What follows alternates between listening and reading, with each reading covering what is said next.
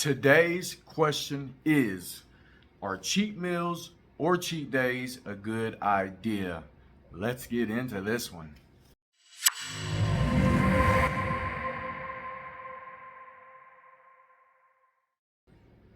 Hello, my friends and family. Welcome back to another episode of Q&A with Coach AK, brought to you by Transformed Health Initiative. All right, guys, so every Friday I post a new question and answer video to help provide guidance and sound advice to those wanting to improve their overall health or just improve their current strategies. So if you like this type of content and you want to see more, then please hit the like button below, subscribe to the channel so you do not miss another upcoming episode. Now, without further ado, let's get into the question.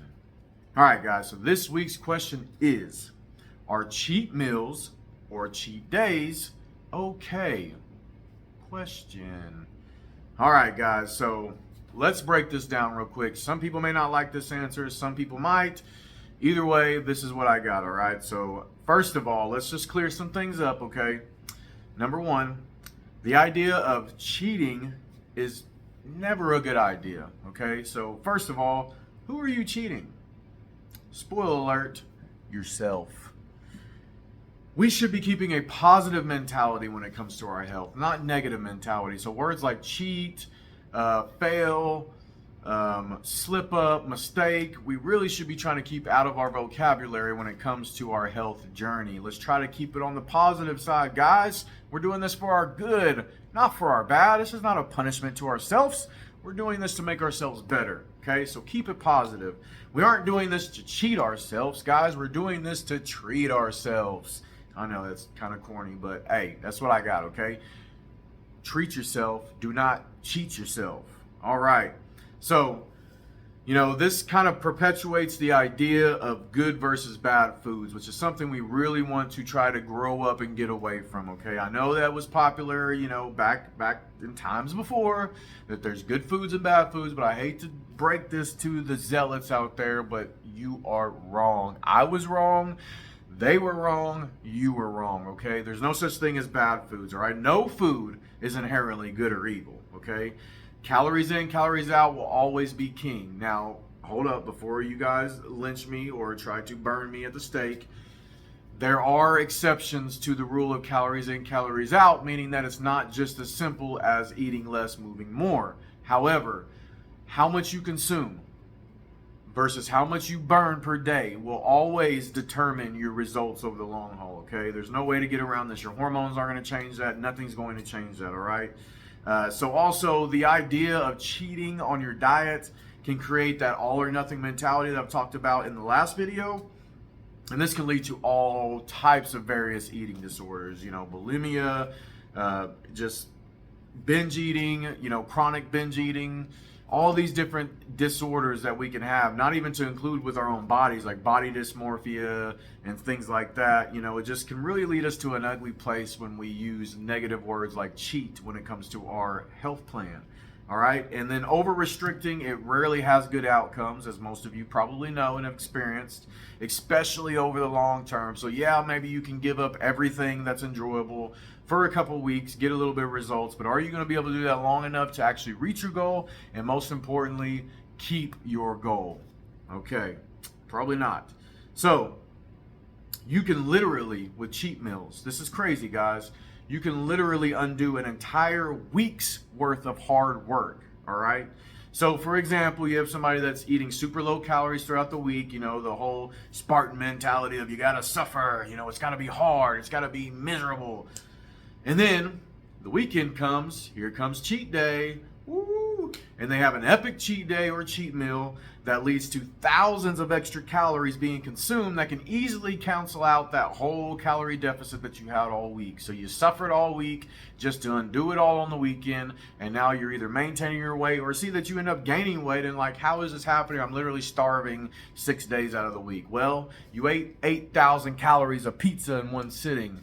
That's probably why you're not seeing the results that you want to see, okay?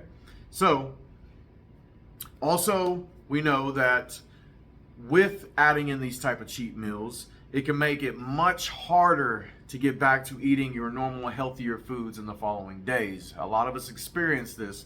You know, we have that epic cheat meal. We're like, okay, I got it out of my system. I got all the things that I wanted. Now, tomorrow's Monday. Back to the meal plan. It's time to do this. Monday morning comes around. You wake up. You're starving because your body's just like in overdrive mode. And now you just grab the quickest thing that you can, or you start making excuses because, well, you know, I did have yesterday. I'll just pick it back up on Tuesday. Do not set yourself up for this trap, okay? Do not want to do that.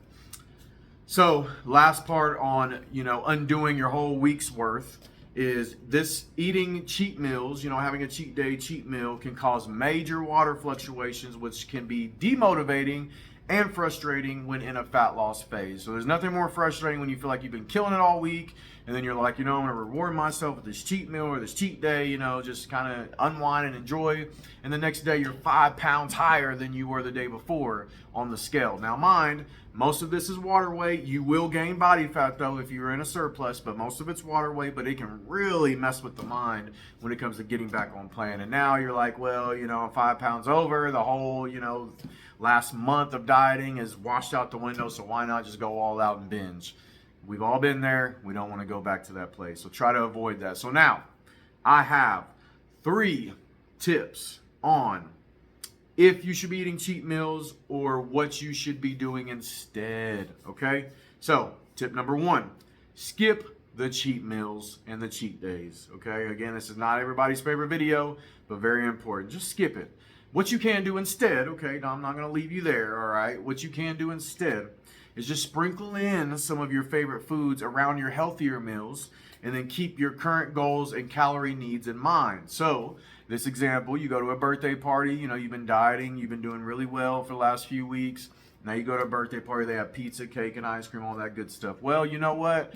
If it's going to stop you from ending up binging later because you had to be so restrictive once again, then cut you off a little slice of that pizza and enjoy it. Really, really taste the flavors and just really be in the moment as you're eating that. Get you a little piece of cake and a little scoop of ice cream and just really thoroughly enjoy it and have no regrets. You know the post, regrets. Come on, guys.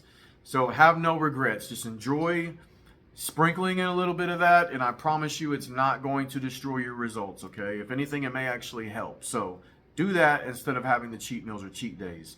Tip number 2, be willing to temporarily sacrifice for your goals, okay? Temporarily sacrifice. So fat loss phases do not and should not last forever, okay? 12 weeks, 8 weeks, you know, however long it takes till you lose around, you know, 10% of your body weight at most, and then take some time off, go into a maintenance phase, all right? So when you successfully complete your current fat loss phase, you'll be able to eat more calories and thus have more room for some of your favorite foods to enjoy them more when you go into a maintenance phase. So maintenance is where you come out of a calorie deficit, you eat more calories, bump up your calories to where you're maintaining your body weight. This will do wonderful, wonderful things for you, and we'll discuss maintenance phases on a different video for a different day, but it'll do great things for you. So if you're willing to sacrifice temporarily now to make sure that you actually achieve your goal in the realistic time frame that you set to achieve your goal, then you'll be able to enjoy so many more of these foods. But guess what? You'll be doing it at your goal body weight rather than doing it and then regretting it and being in the same vicious cycle of yo-yo dieting. Achieve your results first. That food will be there. Promise you that food will be there when you're done. Matter of fact, they'll probably have better tasting food and better inventions by the time that you're done with your fat loss phase. All right? So, number 3, again, I always like to save the best tip for the end, all right? Tip number 3 is focus on lifestyle over diet, all right? Develop healthy habits that will, with time, begin to change what foods you desire the most. So the more that you eat healthier foods, you know, your lean proteins, your fruit, vegetables, grains, the more your body will start to crave these foods, and the more you'll want these foods over those other foods you used to eat on a regular basis. Because again, we're formulating new habits. So we want to make sure that the foods we're desiring are foods that align with our overall health and what we're even dieting for to begin with, right? So again, as always, avoid the all or nothing mentality. This is a lifestyle, not just a diet, okay? Your lifestyle has to continue after your diet phase so you can maintain those results. So Remember, it's not all or nothing. It's not I got to give up everything forever. It's just, hey, just, right now, hey, this ain't the time for it. Later on, wife, I'll have your delicious specialty result or dessert, and I just got to do what I got to do right now. Okay, I'm doing this for you and for me. That's how you work that, fellas. All right, and then lastly on that, mistakes will happen. Understand that mistakes will happen, but we should always plan for success, because what we do most matters the most, okay? You will slip up, you will eat things you're not supposed to have, you will blow your diet, but at the end, if it's a lifestyle, you just pick right back up where you left off, and whatever you did will completely be a drop in the bucket at the end of your fat loss phase. As long as you don't allow it to continue longer and go into those same habitual mistakes that we make whenever we slip up. If you're ready for it and you know that there's a good possibility it's going to happen, and it does happen, then you say, you know what, that's not who I am. This is who I am. Let me get back to being me. And now you have a new you who has new desires, new tastes, and will live in your goals for the rest of your life. You feel what I'm saying? All right, guys. So I hope this information has benefited you and your health and fitness journey. So if you have any questions you would like answered or want featured on a future video, then either comment below, or you can email me directly at adam@transformedhealthcoach.com.